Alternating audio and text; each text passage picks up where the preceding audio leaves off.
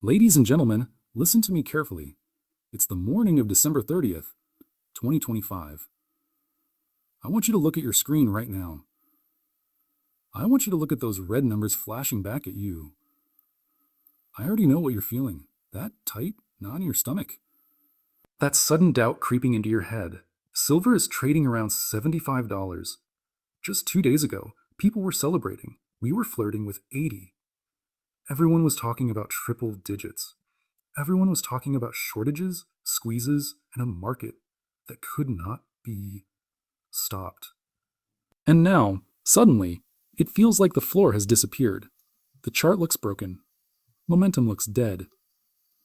And the media, if they're even paying attention, is already telling you the same old story.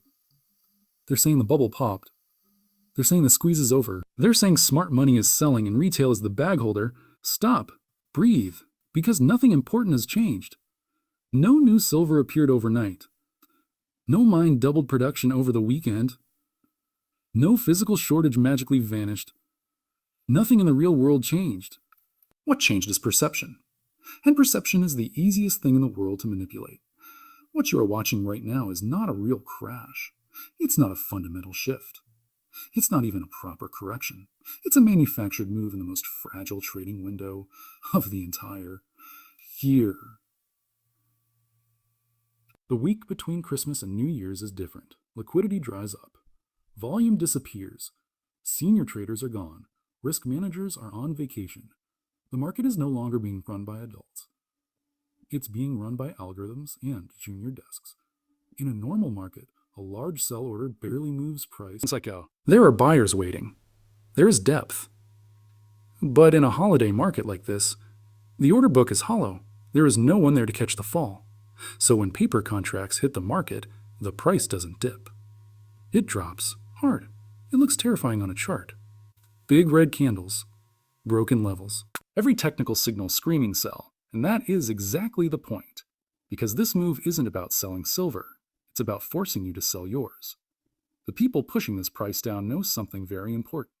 They know where retail traders bought. They know many of you chased the move near $78, $79. They know where your stop-loss orders sit. They know how leveraged this market is. And in a low-volume environment, it costs them almost nothing to push price just far enough to trigger panic. Stops get hit. Margin calls start. Fear takes over, and suddenly silver floods back into the market at a discount. Now ask yourself a very simple question. Who is buying when you are forced to sell? The same entities that caused the drop. This is not panic. This is harvesting. They are shaking the tree to see what falls out before the real move begins. Because if you actually understand what is coming next, selling silver right now makes no sense at all. We are days away from a structural shift. A legal change. A supply chain disruption that doesn't care about charts or indicators. And yet the paper price is screaming fear. That alone should make you suspicious. Because if silver were truly worth $75, reality would confirm it. But reality isn't confirming it. Go try to buy large amounts of physical silver right now. Dealers aren't discounting. Premiums aren't collapsing. Supply isn't overflowing. And overseas, the disconnect is even more obvious. While screens in the West flash red, buyers in the East are doing the exact opposite. They are paying up. So they are securing metal at almost any cost. Converted properly, silver prices in Asia are sitting close to $89 an ounce. Think about that. 75 here. Nearly 90 there. That's not normal. That's not noise. That's not noise. That's a system under stress. That's a system under stress. In a healthy market, that gap would disappear instantly. Traders would buy cheap here, sell high there, and close it.